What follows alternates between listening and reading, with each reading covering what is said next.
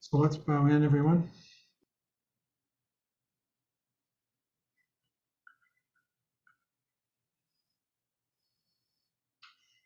And welcome to the Buddhist Path of Awakening course. Thank you. Whoever did that. You're welcome. I did. Thanks, man.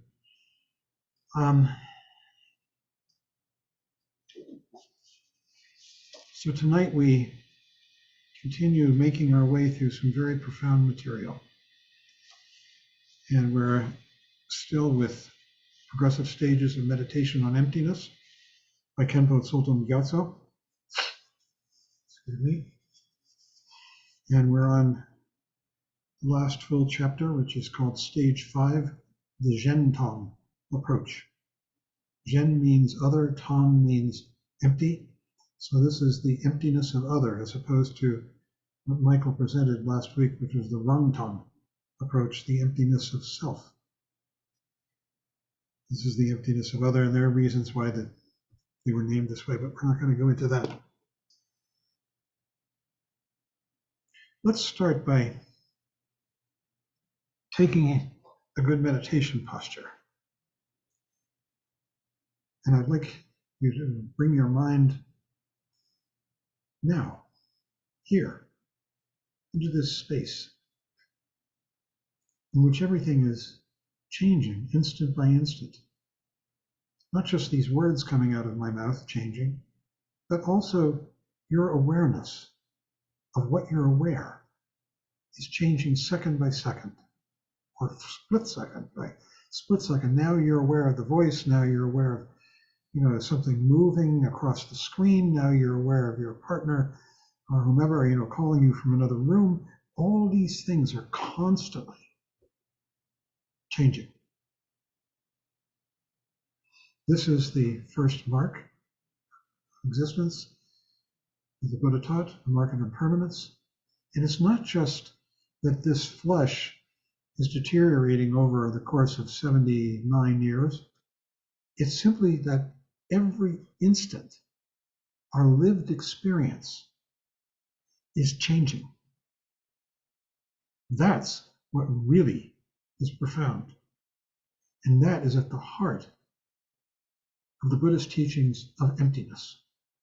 Because what it's saying is that nothing endures even for a split second.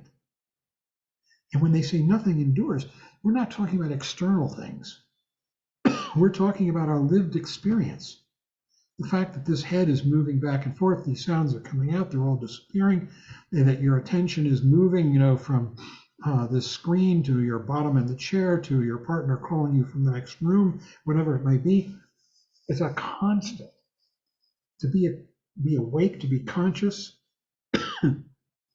is a constant exercise in impermanence, in which nothing endures for any length of time whatsoever. It's a continual flowing. And we're not talking about external objects. We've got to get that straight. Like the picture up there on the wall, or this head, or whatever.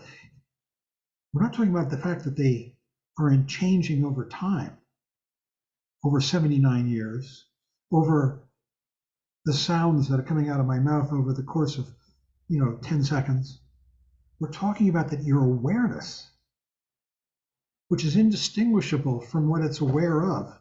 It's all this mix of awareness and object, subject and object, is constantly in flux.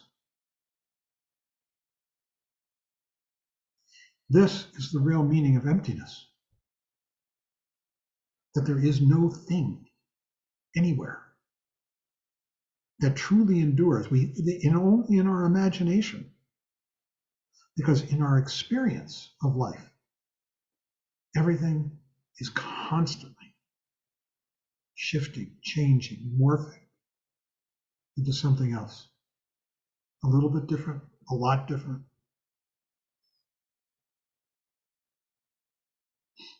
So, meanwhile, as we sit here in our awareness, good posture, awake, you're aware, and you're watching this thing changing on the screen, which has no real substance to it because it's gone as soon as you try and grasp it. Even your computer screen, you say, oh, well, that doesn't change. Your awareness of it does. 1 minute you're aware of the computer screen, the next minute you're not. So the lived experience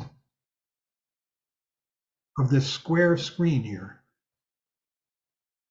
and of the chair that you can tap is changing all the time.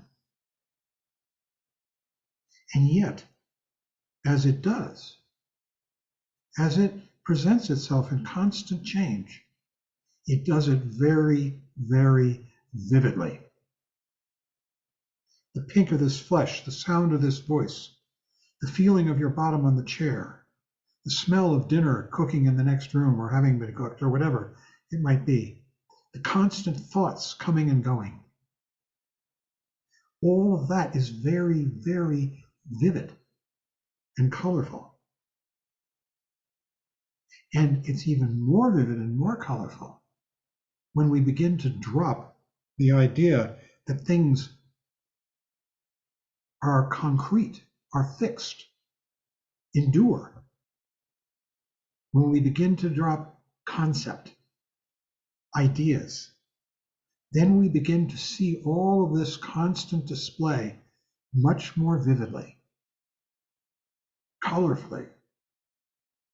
And that, these two things, the fact that nothing endures even for a second, even for a split second, is emptiness. It's empty of what? Empty of its own being. There is no fixed thing. And the flip side of emptiness is that as things appear without being anything solid, they communicate powerfully. The pink of the flesh, the sound of the voice, the smell of dinner, the feeling of your bottom on the cushion, and thoughts. All of these things are communicating their presence, their qualities. And that is called by various names. In Sanskrit, it's called prabhasvara. In Tibetan, it's called ursel. Both of them mean the same thing roughly: luminosity, vividness. So emptiness on the one hand, as soon as we put concepts on it, like there's John Baker, all of a sudden all this history of ideas comes into play, and we begin to see what we're looking at less vividly because it's covered over with a concept, a name. And when we let go of those concepts and come back into this present moment, here we are right now, everything gets much more vivid, brighter. This is the experience of meditation. It's the experience of luminosity or vividness, of ursel in Tibetan, of prabhasvara in Sanskrit. So the two things go together: empty of fixed concepts, of names, of fixed being, and luminosity, two sides of the same coin. So let's take a look at this chapter. We may or may not finish this chapter tonight. We'll see. It's a long chapter. Might do half of it tonight and half next week. See how we do. So, the Zhentong critique, he starts out, of the earlier schools, the Svatantrika and the Prasangika schools, is that they don't distinguish between the three kinds of existence, the three different kinds of emptiness, and the three kinds of absence of essence that correspond to the three natures of the Chittamatra. These other schools don't deal with that. And what are those three natures? They are the imaginary nature, the dependent nature, and the perfect nature. The imaginary nature is just ideas, concepts. As I was preparing this lecture, I thought of a rabbit with horns. Doesn't exist, right? You can see one, a statue of one, up, I don't know if it's still there, it used to be, in Wyoming. right near where we had the first seminary in Teton Village, outside of Jackson. There was a big statue, maybe 10 feet high, of a rabbit that had horns. Doesn't really exist. It's just a fig Newton of somebody's imagination, as a friend of mine used to put it. A figment of your imagination. So that's the first of these three things, these three different kinds of absence. The absence of true meaning. And the second is, that's the imaginary nature. The second is the dependent nature. The dependent nature is that, well, nothing has any true existence because everything is disappearing as fast as it possibly can. Faster, like these words, gone. Nonetheless, there's this colorful display of things that are different. The black of this sweater, the white of this shirt, all of it. That's the dependent nature, that things actually have differences and communicate.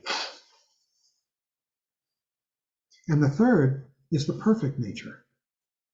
And that is the true nature.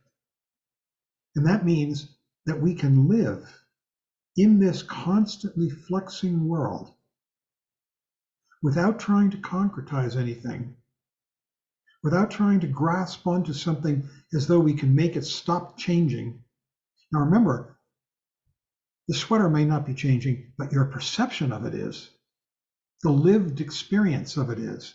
The idea that the sweater is not changing is just that. It's an idea.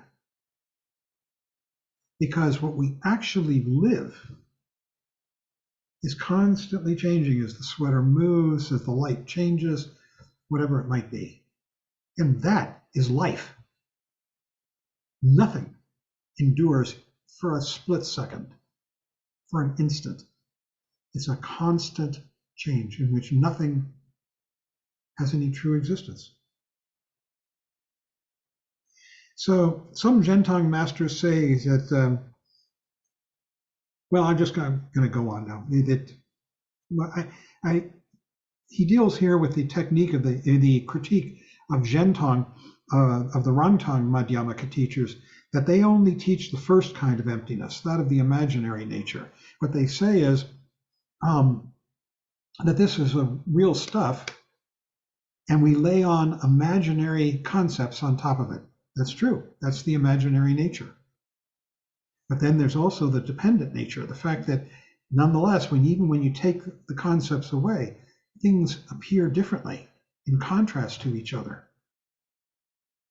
The black, the white, the silence, the word, and so on.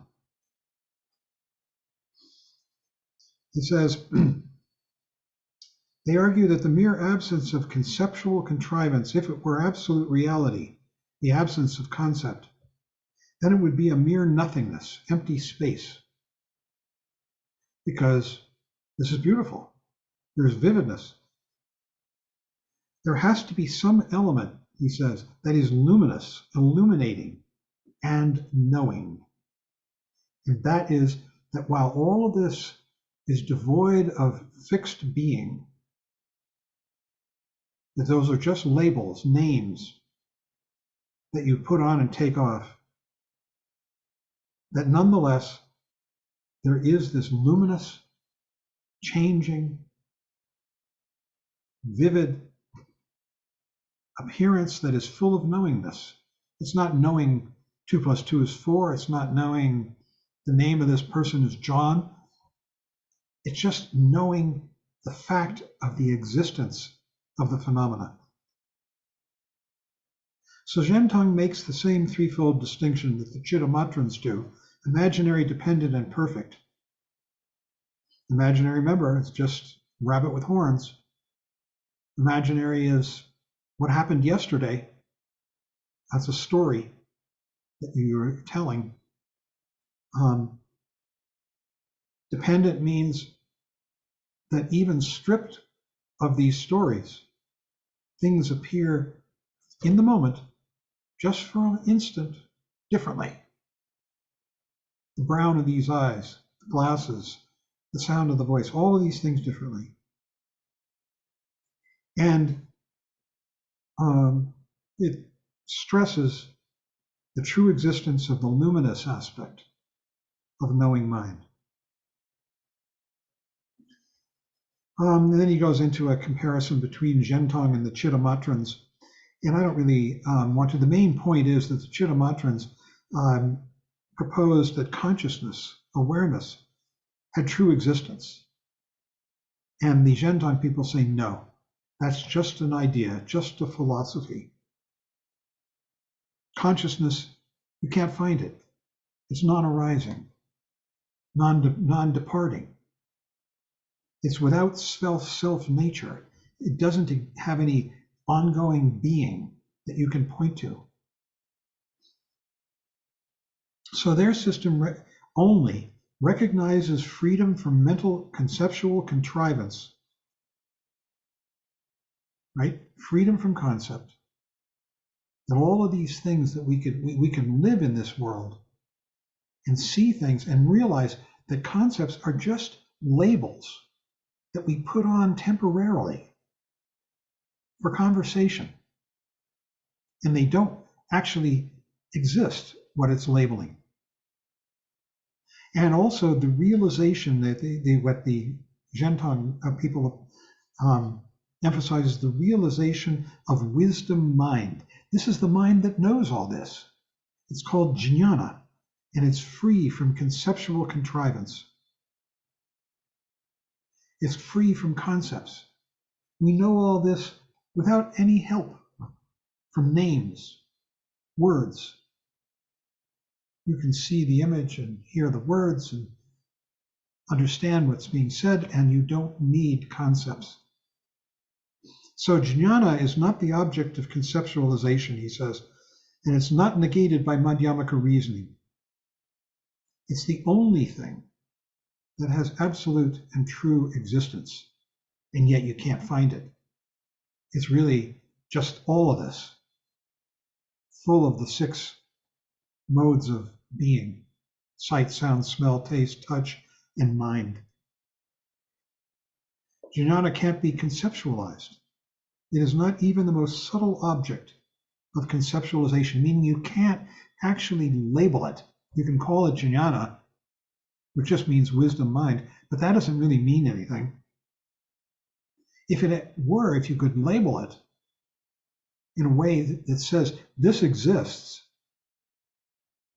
then it would be, you could refute it with Madhyamaka reasoning, Prasangika reasoning, all the reasonings that we saw before. If a thing has a beginning, then there must be a beginning to the beginning, all those reasonings.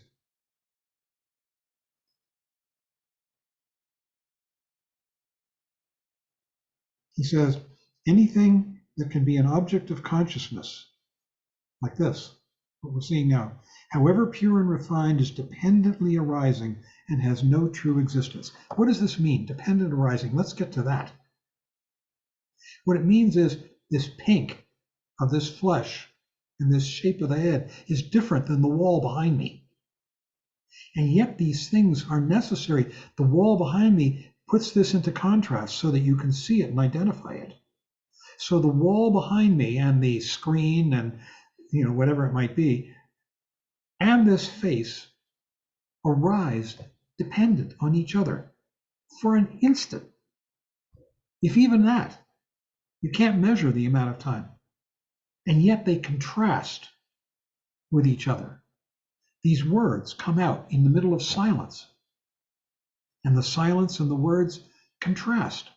They arise dependently, the silence and the words. All phenomena, anything knowable, arises in dependence in the instant. Now, no other time. The past is just in your imagination. It's a story. You take 2 people and have them watch the same event and then describe it. And what do you get? You get 2 different descriptions because it's all in concept, in imagination. It's creative. It's not really true. It's their version, each person's version. So concept is not, it's just a story, a fiction, a way of entertaining oneself, you might say.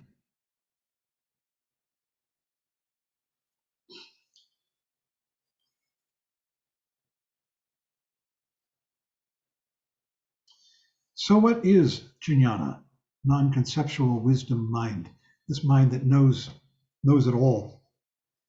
It is something that one realizes through means other than concept. Concept is names and nouns, verbs, adjectives, all these words. That's what concepts are. Jnana is not realized through concepts. Jnana is what you can't shut it off. It's happening right this instant. It goes on continuously because it is our very core. It is our essence. It's what allows you to see the computer screen, hear the voice, have all your senses and thoughts with intelligence, with knowingness. That's what jnana is. Jnana literally means knowingness. Jnana is the root of the word to know. And jnana means it's a ness, a nominative, a noun. So jnana is not the object of conceptualization. It's impossible. And so it's not negated by madhyamaka reasoning. It's the only thing that has absolute true existence, and yet you can't point to it. It's everywhere and nowhere. It can't be conceptualized. It is not even the most subtle object of conceptualization, and if it were, it could be refuted by prasangika reasoning. Not even prajna can take jnana as its object. Anything can be an object of consciousness. Anything that can be an object of consciousness, however pure and refined, is dependently arising and has no true existence. Dependently arising just means it arises in dependence on everything else, and it's all part of one thing, like the contrast of the window behind this head that allows you to see the head so vividly. They arise dependently, and they allow you to see each see the other. Everything, all phenomena, arise this way in the moment, in the instant, at no other time. The future and the past are just dreams, concepts.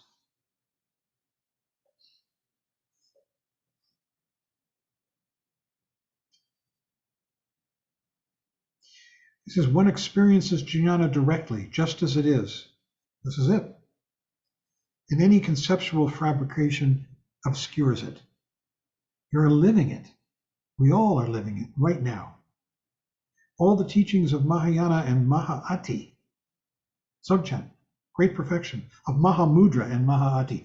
Mahamudra is the ultimate teaching of the Kagyu sect. Mahaati is the ultimate teaching of the Nyingma sect.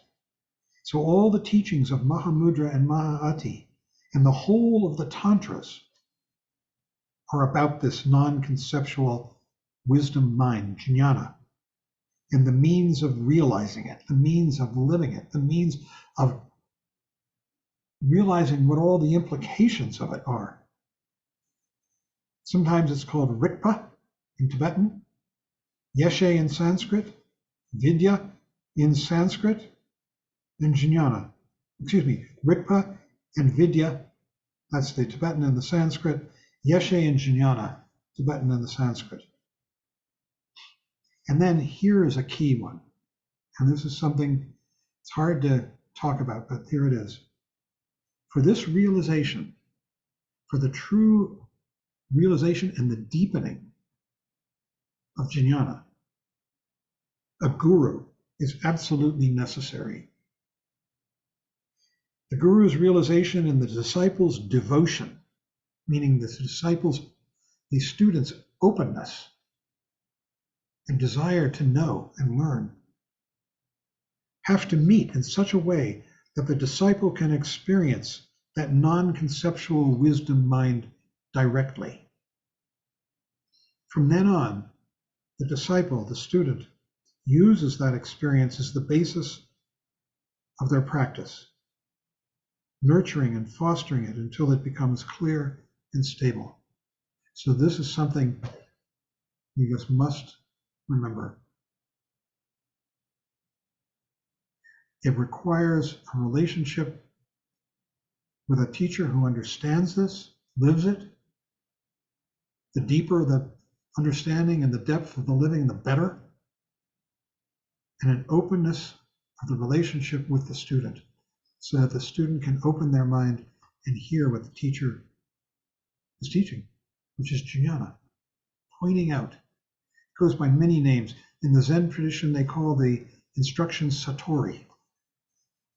In the Tibetan tradition, they call it pointing out the nature of mind and other things.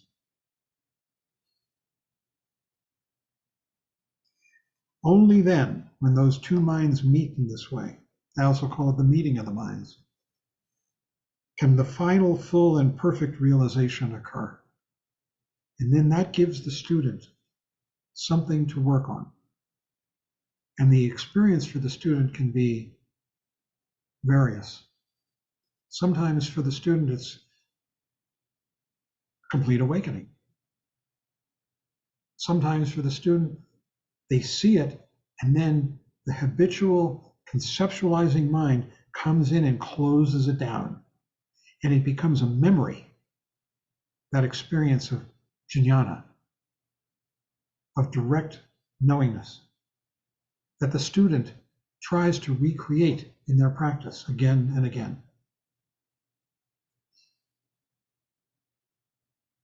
The Zhentong point of view, I don't know if I want to bother with this. This is the critique of the Chittamatrans, the mind only.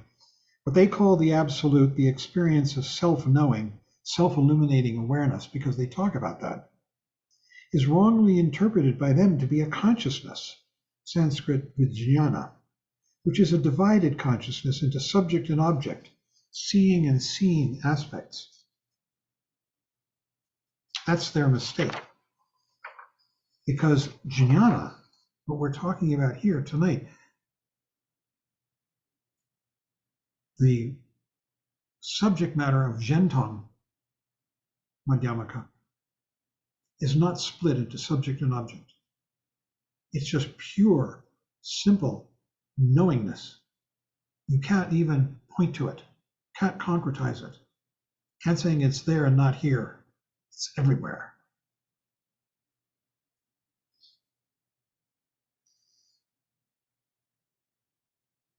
Then he talks about relative truth. Remember, we talked about relative truth. This is pink, this is black, this is white, this is sound, this is silence.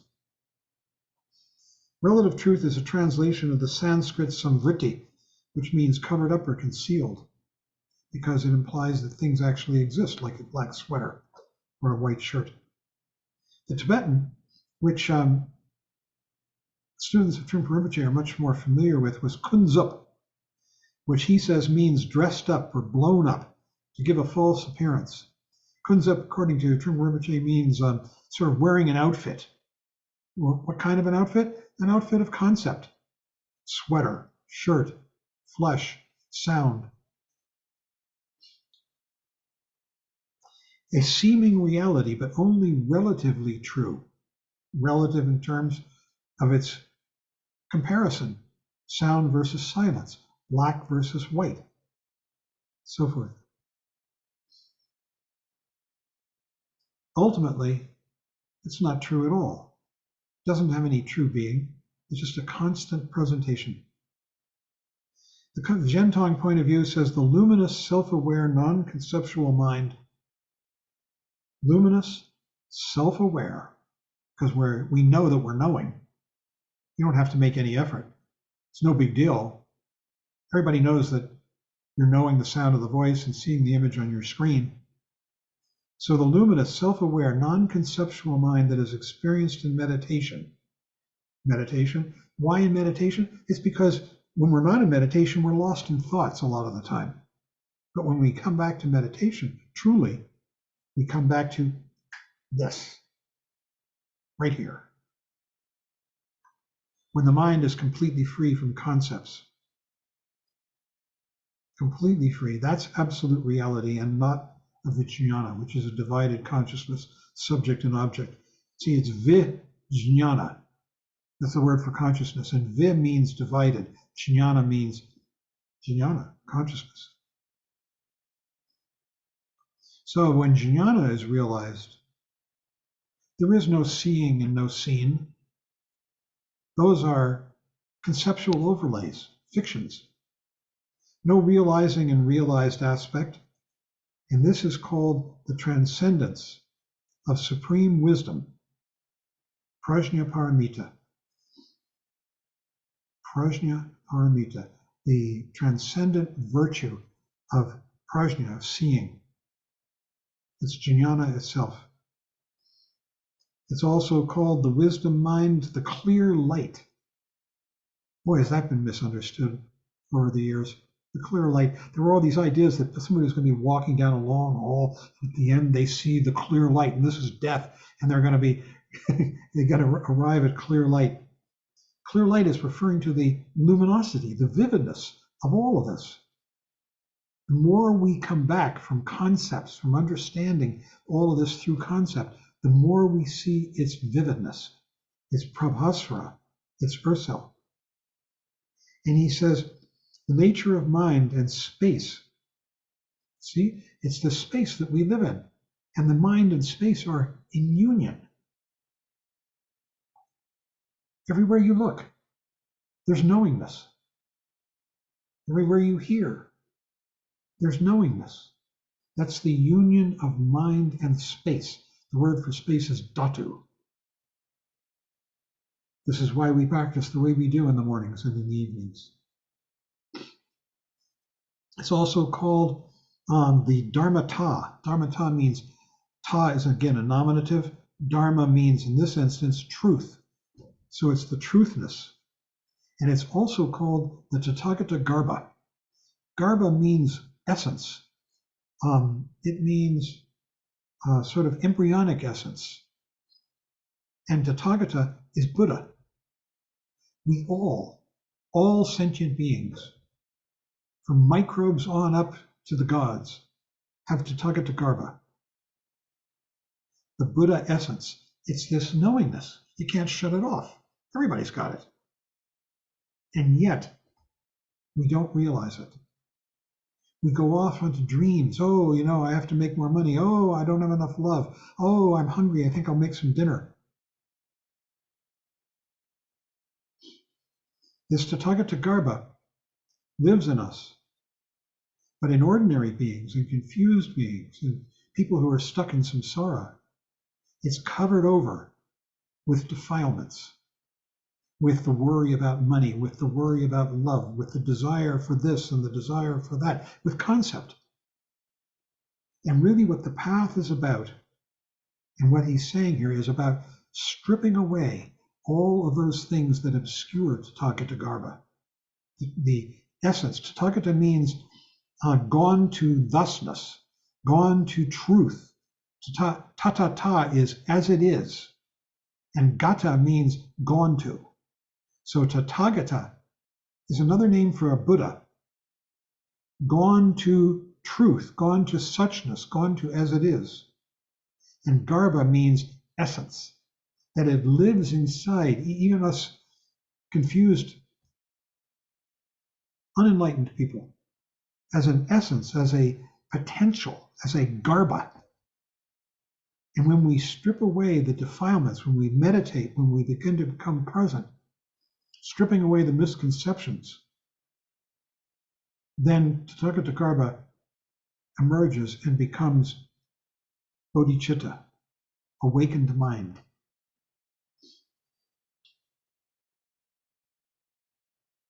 So the Zhentang, who we're talking about tonight, empty of other, say that the experience of complete freedom from conceptual contrivance, freedom from that, must also be the clear light nature of mind, seeing everything so clearly and vividly.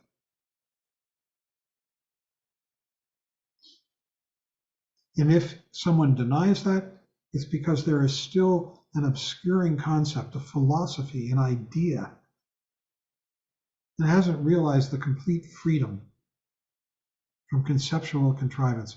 Concepts are just tools you use and throw away. But when we begin to actually believe them, there's John, here's me, then we get stuck in all kinds of games and projects and fears and hopes. He says this happens because for a long time the meditator has been cutting through illusion and seeing emptiness as a kind of negation. So if you sit down to meditate and you want to get rid of your thoughts, that's a problem. Because now you have a concept about what the mind is actually supposed to do. And that's not it. So even when the experience of absolute reality, the clear nature of mind, starts to break through, like the sun from behind the clouds, he says, the meditator automatically turns his mind towards it to subtly negate it, saying, no, it can't be that. The Zhentong argues that if there really were no conceptual contrivance in the mind, the clear light nature would shine forth so clearly and unmistakably that it would not be possible to deny it. That's what happens and it happens to ordinary people all the time. Suddenly something surprises you and you see the world as being so vivid for maybe just an instant or maybe longer, because it cuts through the concept. It catches your awareness between ideas and concepts and allows you to see with that kind of vividness, which is really what art is about. Trungpa Rinpoche said that there are two ways, at least, of getting to this kind of clarity and vividness. One is the path of sanity, meditation, study, getting the instruction from the teacher so that you see it clearly and then beginning to work on that. But if a person is very, very crazy, their mind is going so fast and so painfully, trying to grasp onto one thing after the other, that suddenly it can freeze in a kind of panic, frozen fear. And in that moment of freeze, that person can, for an instant or for however long, see the vividness, the luminosity of this world. You reach a peak of insanity, and suddenly the mind cracks with freezing. I think that that's what happened to Van Gogh, and that his paintings are communicating that. Vincent van Gogh. Van Gogh, as my history of art teacher used to pronounce it.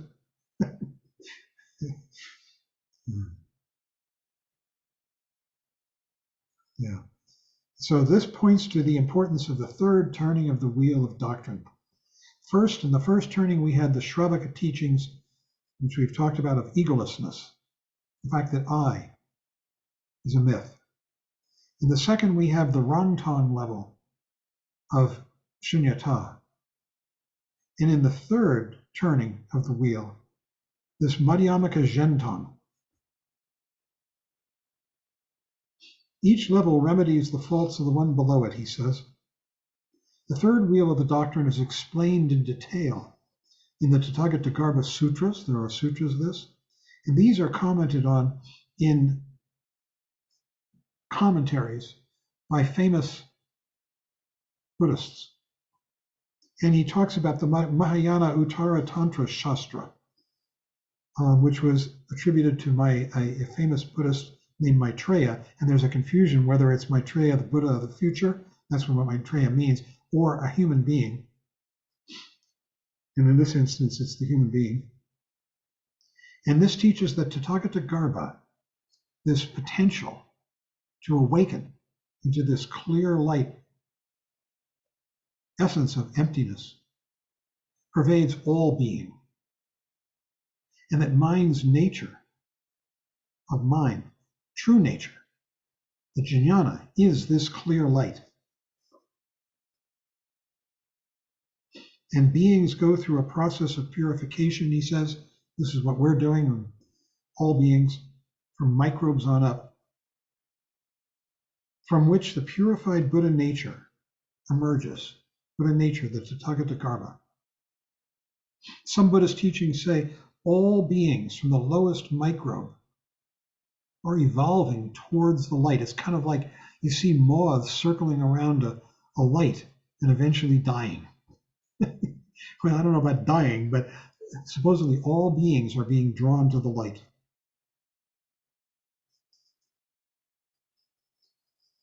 If the true nature, the dharmata, remember? True dharma in this instance, dharma is a word that has so many meanings, but in this instance, the word is truth, and dharmata means the making a noun of it. If the true nature, Sanskrit dharmata, of beings were not the Tathagata, they could never become Buddhas. In the same way that a rock that did not contain gold could never yield gold, no matter how much it was refined.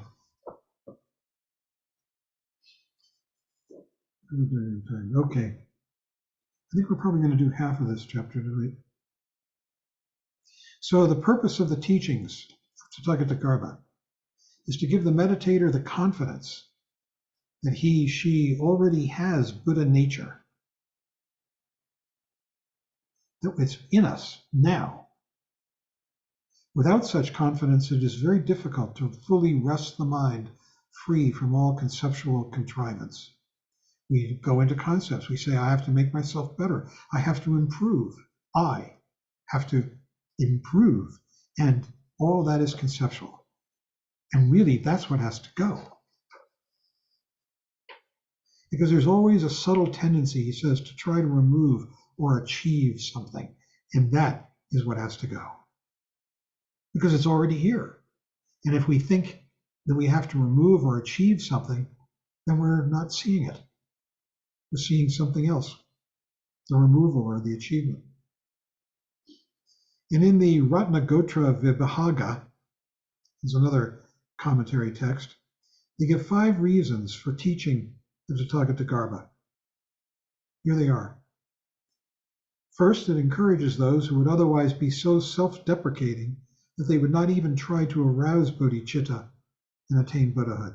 So it encourages those people who are so pessimistic. Second, it humbles those who, having aroused some bodhicitta, feel superior to those who have not. And there are plenty of those around too. And that's a big mistake.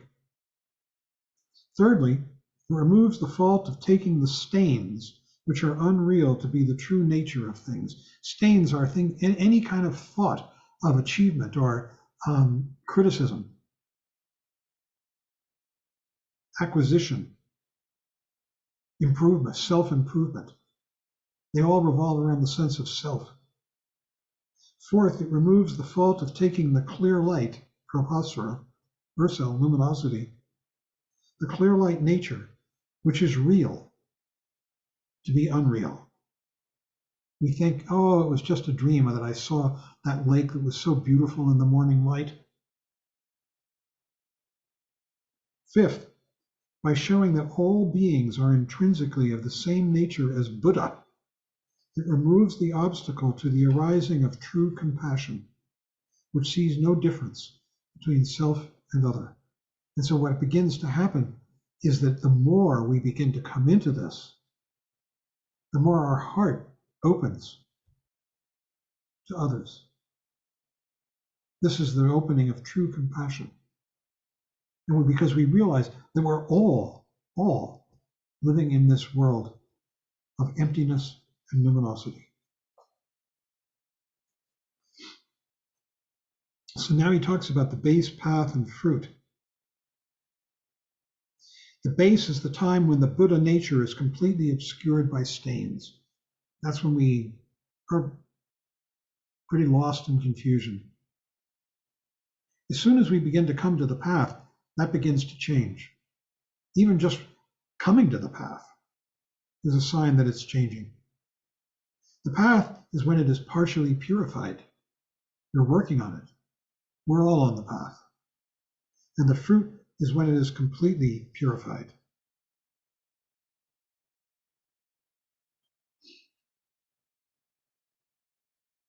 So this text, the Ratnagotra Vibhaga, which is also called the Uttara Tantra Shastra, easy for me to say, I practiced it. It gives out a lot of points. I'm just going to go through some of them. It teaches the 3 stages.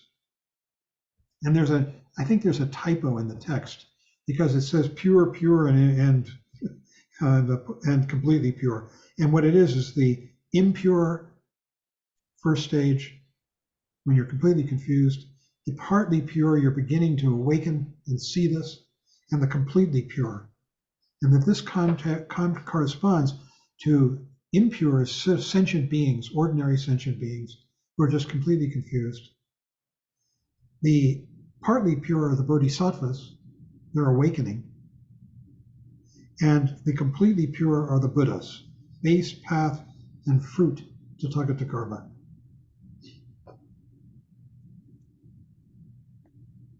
So it's like refining gold. It's the constant metaphor. Bodhisattva uses this realization as the essence of the path, which consists of refining it as one refines gold once it has been separated from the ore. The fruit of Tathagata is like perfectly refined gold. Pure gold. It displays all the qualities of perfectly enlightened Buddha.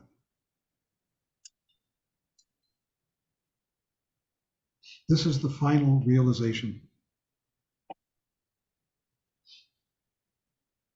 I think somebody has their sound on.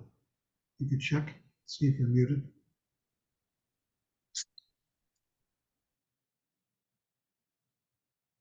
So this text, the Ratnagotra Vibhaga, teaches that the element, the Tathagata, is empty of any stains, any feelings of I, other, better, worse, hope, fear. They're not of its essence, but it's not empty of Buddha qualities that are of its essence. The Buddha qualities are those of the non-conceptual wisdom mind, jnana, which when it's purified is called Dharmakaya, the body of truth. Dharma, truth, kaya, body, which is usually defined as the union of purity, purity of what? Of this, of all the senses, and emptiness. When the wisdom mind is not purified, the qualities are not manifest, and it is called Tathagata, meaning it's the potential to become a Tathagata, a one who has gone to truth, to as it is, ta-ta-ta.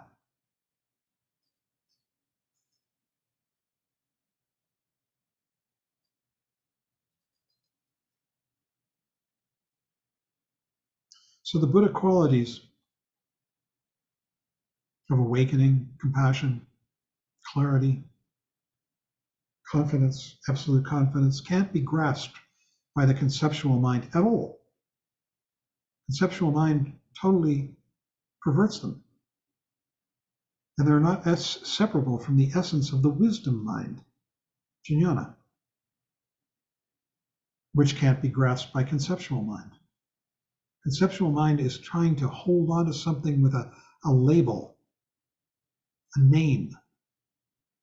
But jnana is beyond any name. It's just here, all the time. Thus, the Buddha qualities are not compounded or conditioned phenomena which arise, stay, and perish. They're not. They exist primordially from before there was ever a beginning, before there was time. All the Buddha qualities, this emptiness, this luminosity, the compassion, the ability to move skillfully in this world. So the Zhentong criticizes the view of other Madhyamikas who say that the Buddha qualities arise as a result of good deeds, vows, and connections made by the bodhisattvas on the path to enlightenment. They don't. It doesn't. If this were so, the Buddha qualities would be compounded and impermanent and of no real use. The Buddha qualities just are, and we need to discover them. They can't be produced by good deeds or practices. They can only be discovered by a stripping away of confusion. He says, but good deeds, vows, and connections do remove the veils and are necessary for that. So what we are doing is removing the veils, the veils cover up what we already are. We think we have to become something different. We have to discover something new.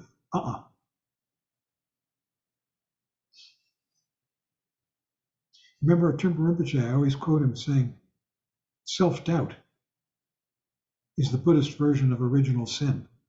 Why? Here it is, in this context. When you have self-doubt, you want to improve yourself. And you're ignoring the very depth of what you already are, which is Buddha nature. Tathagata Garbha.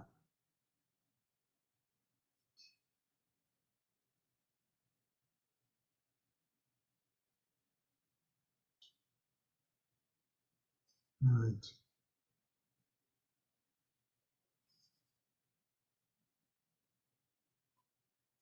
Zhentong doesn't accept that the wisdom mind knows in a dualistic way. It doesn't know dualistically, I and other, this and that. It's not divided into a knowing and a known aspect. It has no subtle object. It is not a stream of moments of awareness. It is completely free from concept, including the concepts of time and space. So it is primordially existent, like its qualities. And I think that's about halfway through this chapter, and it's 6:30. So I think what I'd like to do is to terminate this. This is so beautiful and profound. Thank you, Khenpo Tsulten Gyatso. And throw this open to discussion.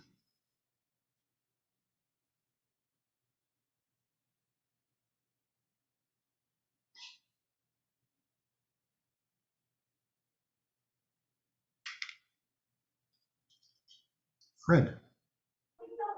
Is this the text, the Maitreya teaching that Asanga found after showing compassion to that rotting dog?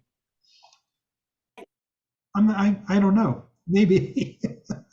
And the dog turned out to be Maitreya, right? For whom he was looking all that time. Yep. Good night, my love. Yeah, definitely. Asanga was one of the writers of this doctrine. So probably. I think it is. Fred's alluding to is that Sangha, who was a great Buddhist in the 600s, I think. 600s? Michael, is that right? Yeah, something like 6 to 8. Yeah, I think that's right. Right. And he had a great brother named Vasubandhu, who was a Hinayanist, and Asanga converted him. And they both became Yogacharans. And the story is that Asanga wanted to meet Maitreya, the Buddha of the future, and meditated for years and years and never couldn't do it. And then one day he's walking down a road and he sees this dog that's half dead and is lying in the middle of the road, blocking the road, and its flesh is rotting and it's covered with maggots that are eating its flesh. So first, Asanga, out of compassion, bends down and tries to remove the maggots with his tongue. And that doesn't work. So he cuts off a piece of his own flesh and offers it to the maggots. to relieve the dog of its suffering. And at that point, the dog rises into the air and is Maitreya and says, "Oh, Asanga, you couldn't see me before, but now by virtue of your terrific compassion, you can see me." And he gives him teachings. Does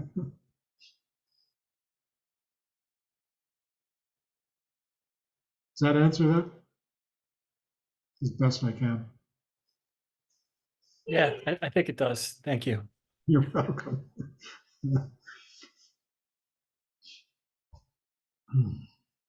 This is pretty terrific stuff, wouldn't you think?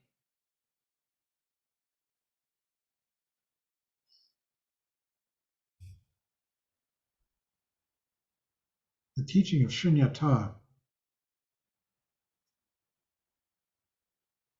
that because everything arises dependently, this sound, this silence, this pink, that tan in the back, everything is constantly changing, instant by instant. Doesn't endure even for a second. We're living in the middle of a movie. And yet we think, I.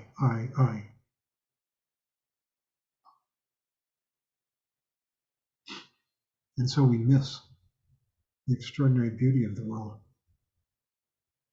I think that's one of the reasons Trungpa Rinpoche encouraged us to be artists of one kind or another, because it opens your mind to the vividness and beauty of the world in the present moment. Musicians, Bojo, writers, painters, sculptors, all of it. Shinyi. Hi, thanks, John, for the presentation. I'm not sure if I'm understanding correctly, but is the wisdom mind or jnana the only thing, for the lack of a better word, that is not a compounded phenomenon?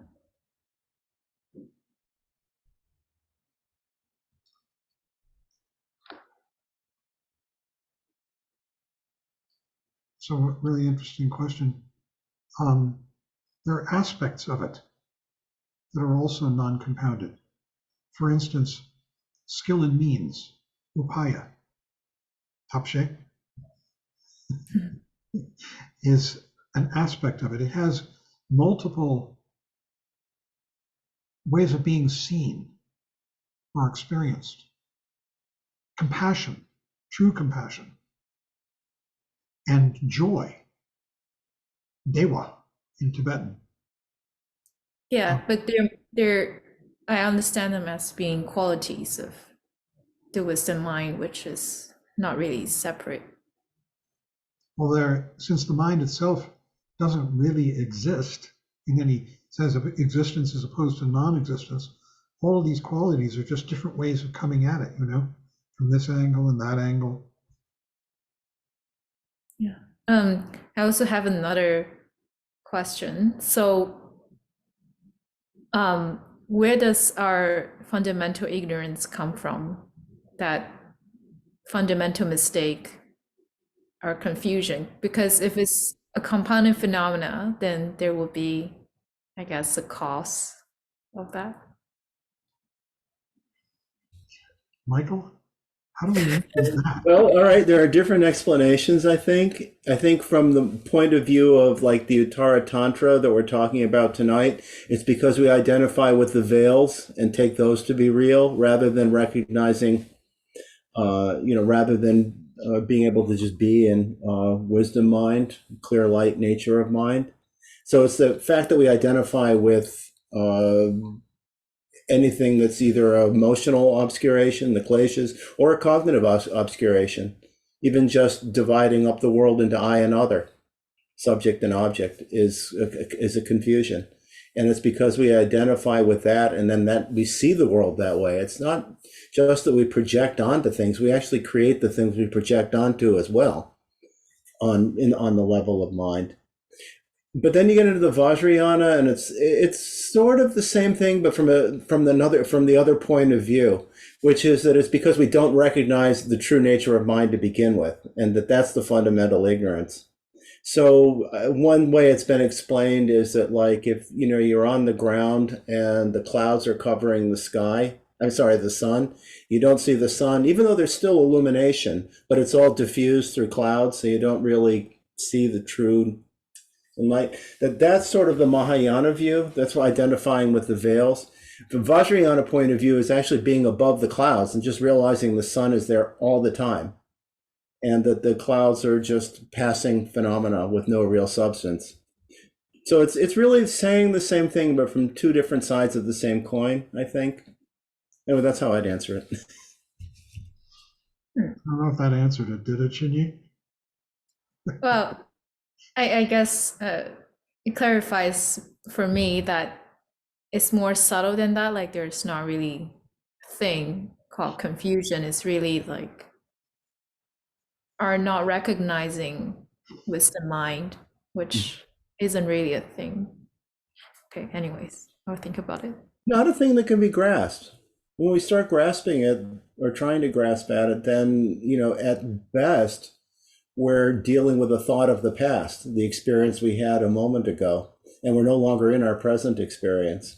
We're in our idea of what that experience was. If you can actually rest in present, then things just are. And this is what this chapter is constantly doing. It's telling us jnana is here now. It's again, it's the thing of self-doubt is the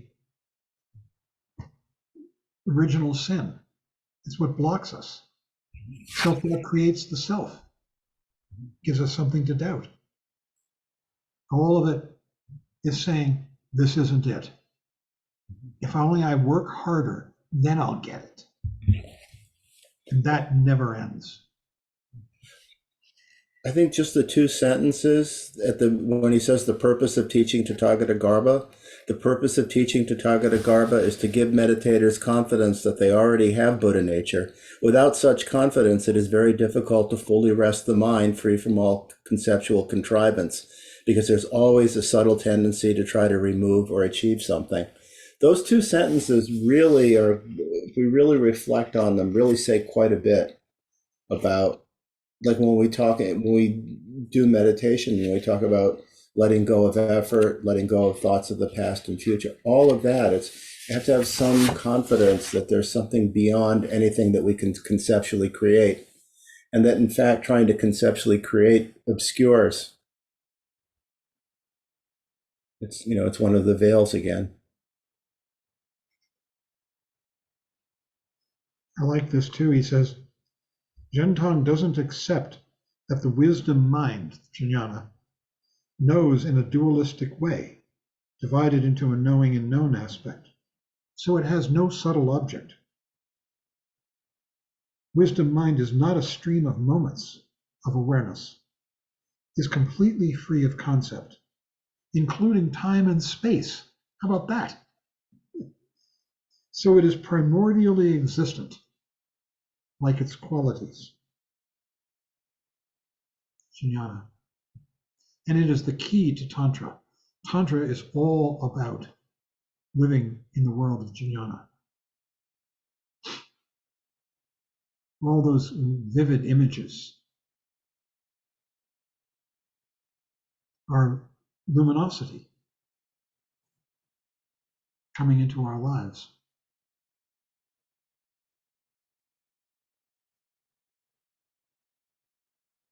Philip. So thank you. That's great. I think related to this is that advice that we hear short moments many times.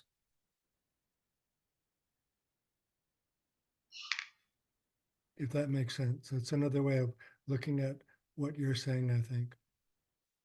It goes back to what John said a few minutes ago about our recognizing it sometimes and just ignoring it. Have this flash of what's really there, and it's as if you don't know what to do with it. It doesn't fit in with your relative way of seeing the world, so you just gloss over it. It's as if you can't approach it head on. It's so hard to talk about. But I think that's what that advice is about, short moments many times. I think if you do that eventually, you wear down the resistance that we have to accepting the fact that we are Buddha. Judy.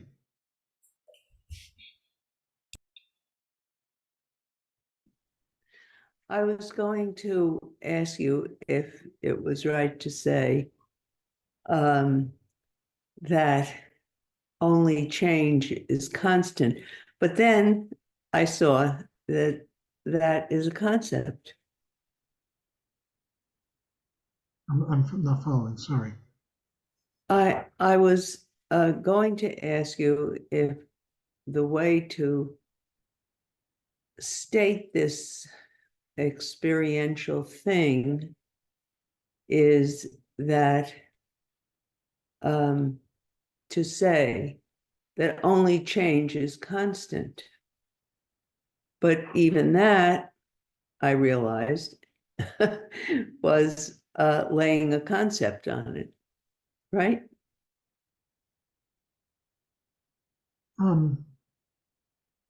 Well, yes and no.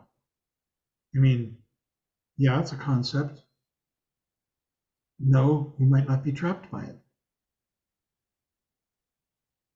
If you're trying to get somewhere with that, and you're sort of repeating it over and over again in the hope that it'll wake you up and make you into a Buddha, that's probably a problem.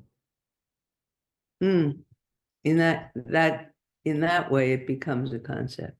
On the other hand, if you're using it as a reminder to come back to the present, to appreciate this beautiful world, or this ugly world, but this vivid world, then I think then it becomes a tool on the path. We're always, perverting these things by turning them into some form of self-aggrandizement. Mm-hmm. We have to let that go. Yeah. This is the path.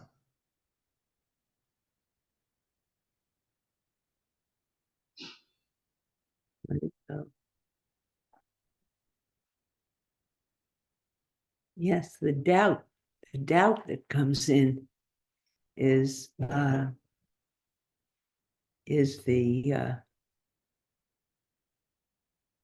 thing that keeps you from seeing it. Did I once mention an experience I had in Florence, Italy, looking for the Duomo, which I had studied in the history of architecture course? And did I talk about that? No.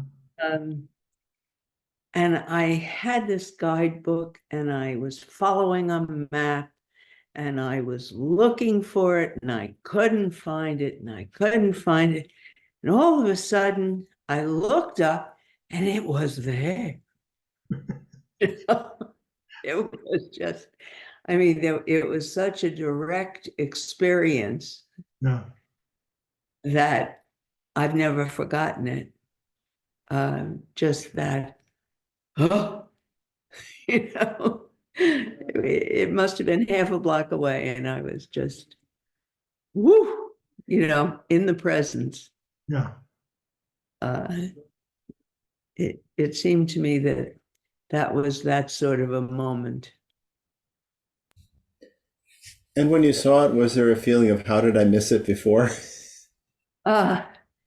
It was just a moment of complete connection and overwhelm, just, In the moment. All right, so yeah, first thought or no thought. yeah, no thought, just total presence and, amazement. Yeah.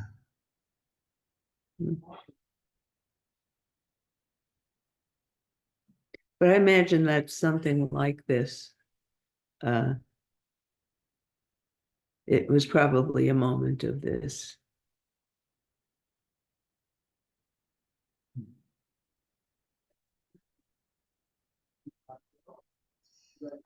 Randy with his hand. Thank you, John. I have a question about awareness and jnana. Is awareness coming back to awareness when we're meditating? Is that like preliminary jnana, and therefore is it just a concept, or is it more like, as you were saying, just a tool to understand or to see or to become aware of the jnana? Is what just a tool? Awareness. Just when you say when we sit and we meditate and we come back to awareness, is awareness like the first stage of jnana? Is it and if so, is that then a concept? In other words, is it just contradictory to say, oh, well, you have to get to awareness before you can get to jnana? Or is it a tool, as you were saying, to get to Tathagata? I think it's more the latter, a tool. Because yes, it does block you, the self-conscious effort to come aware, but then you do it. It dissolves that self-conscious effort and you are aware. Now, sometimes you may not be. Sometimes you may be lost in the dream of spiritual something, that spiritual effort. But other times it brings you back and you wake up. Don't you think? Mark? Well, I think I know what I experience when I experience awareness. Is it 6 now? Are they ready? Oh, we're almost ready to eat though. We have dinner? It's the path is a falling away of the self-consciousness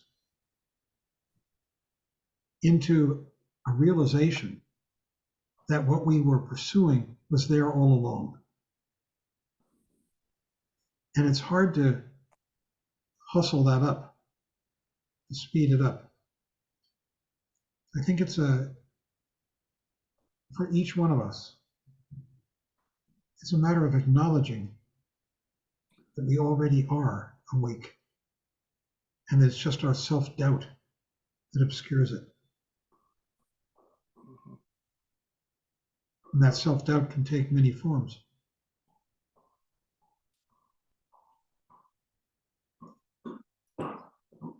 It's irritating, the self-doubt. Sometimes what we might do is turn on the TV set to get away from that irritation, to be entertained. It's just another veil. Say that again, sorry? It's just another veil. Can be.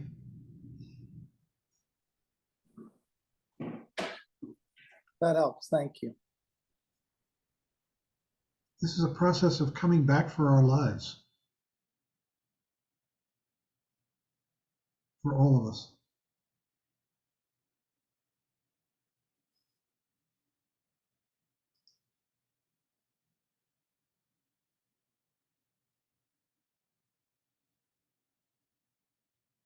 We're getting near the end. Sarah Lucy. I had an experience when I finished the chapter where the profundity and wisdom of the lineage chant just struck me as so beautiful. It brought me to tears. And then I found myself grasping at that for the rest of the week. But I was just so struck by how it really made the lineage chant really brilliant.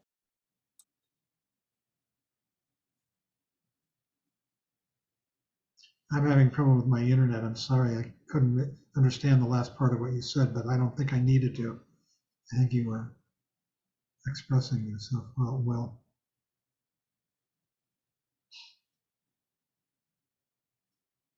Do you have more to say, or use a response that you're looking for? No, I just was really surprised by how brilliant and luminous the lineage chant became when I finished the chapter. Yeah, that sounds like a familiar experience that we all could have at different times. Something keys our inspiration and intuition, and we wake up a little more to the beauty of the moment.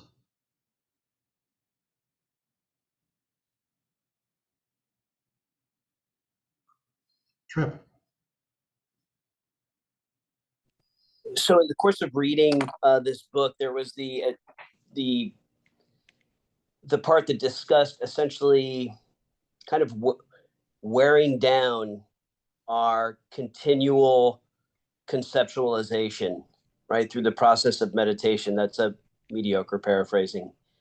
So is what comes to mind for me are kind of the really deep levels of delusion that we all have, deep seated things that are hidden from our view. And when is that statement addressing that specifically? I know this is kind of out of left field, but the idea of just coming back, sitting meditation, walking meditation, gradually wearing it away. So even the deepest delusions are the veils, I guess, are peeled away. Is that what that means? Is what means? So the idea, well, maybe, so lifting the veils and lifting the veils, the deepest delusions, the things that we can't see about ourselves, that are the deepest, most hidden. You don't know what you don't know. And it is the idea of kind of wearing down the habit of conceptualization.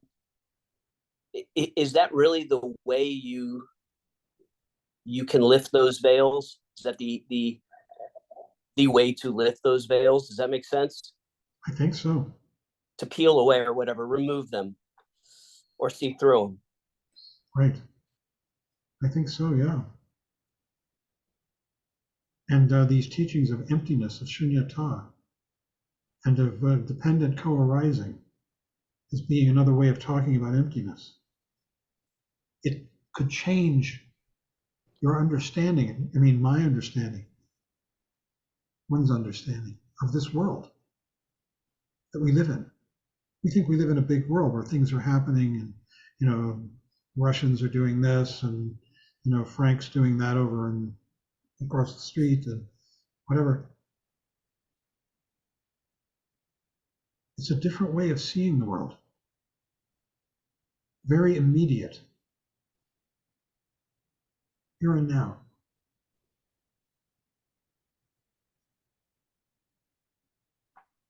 I mean, it's interesting how it's very, it ebbs and it flows. There are stretches where the streams of seeing things more clearly is more steady and even, and then there are times where, at least personally speaking, where I feel like I disappear into the veils or behind, I just can't, for whatever reason. There's a stretch of, it's not smooth and steady by any means. I think the desire for it to be smooth and steady is another veil. Fair enough. Yeah. Yeah. So you just keep doing it. Trump Rinpoche, that you saw that video where he just said, "Please meditate." He was going on, and that was Shinyi sent that around. That was terrific. Please meditate. Please do it. What did he say, Shinyi? Do you remember? Please practice something like that and repeating. Yeah.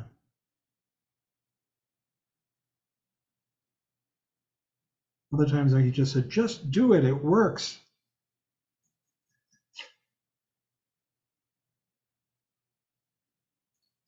We're almost at time to sign off, and we'll do the second half of that chapter next week, I guess. Michael won't be with us, right? That's right. I am going to be doing a meditation retreat, so I will not be here as a Zoom presence, at least for the next 2 weeks. Right. I'll be back. Michael will be dealing with the vividness in the form of Vajrayana imagery. Yes.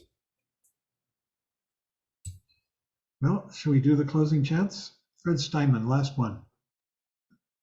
Yeah, he brings up an interesting point on the two accumulations here.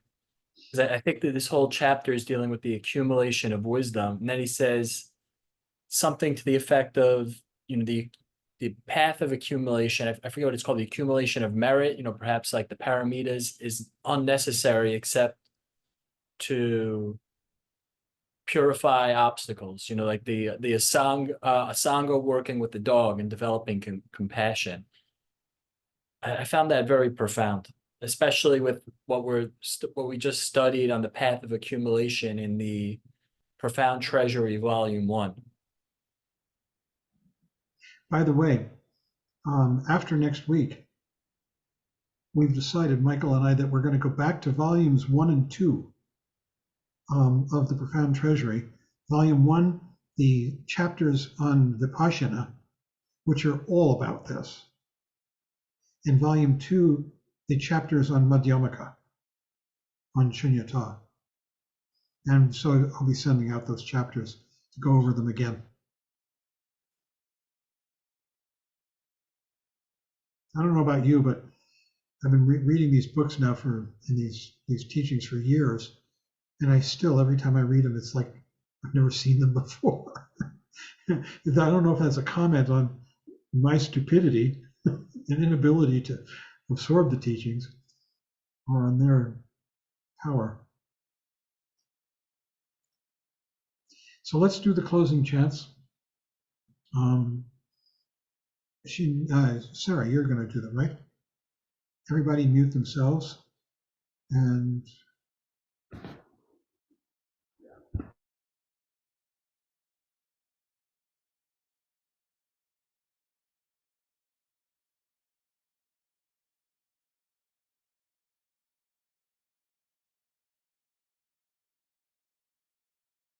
sorry, I'm going to get the chants going again.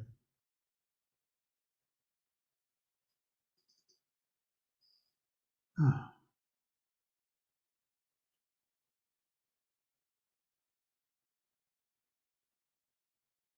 Anybody else have them? Mine are not wanting to come up. There, well, maybe it got it. Yep, there we go. I hope.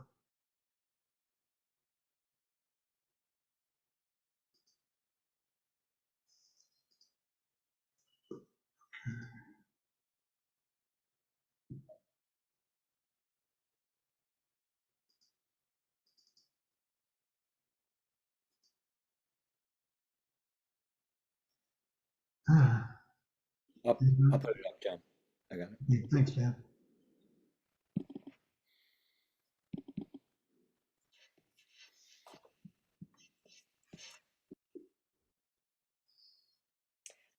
We will close with the prayer for peace, and then by dedicating the merit generated by our practice for the benefit of all sentient beings.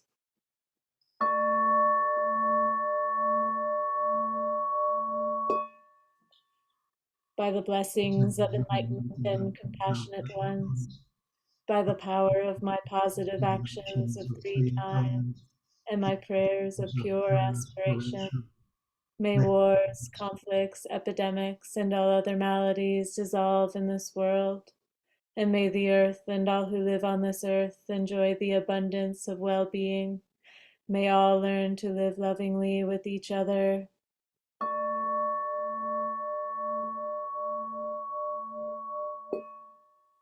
By this merit, may all obtain omniscience, May it defeat the enemy wrongdoing. From the stormy waves of birth, old age, sickness, and death, from the ocean of samsara, may I free all beings. By the confidence of the golden sun of the great east, may the lotus garden of the Rigden's wisdom bloom. May the dark ignorance of sentient beings be dispelled. May all beings enjoy profound, brilliant glory.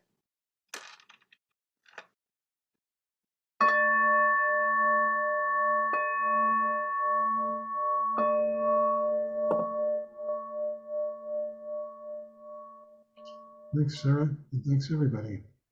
Thank you, John. Thank you, Sarah. Thank you, John. Thank you, everyone. Thank you, everyone. Thank you. Thank you. Great, Very great thank retreat, you. Nicole. John, Sarah, Great thank class. Thank you.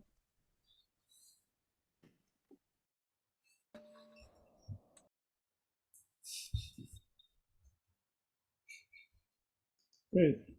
Good night.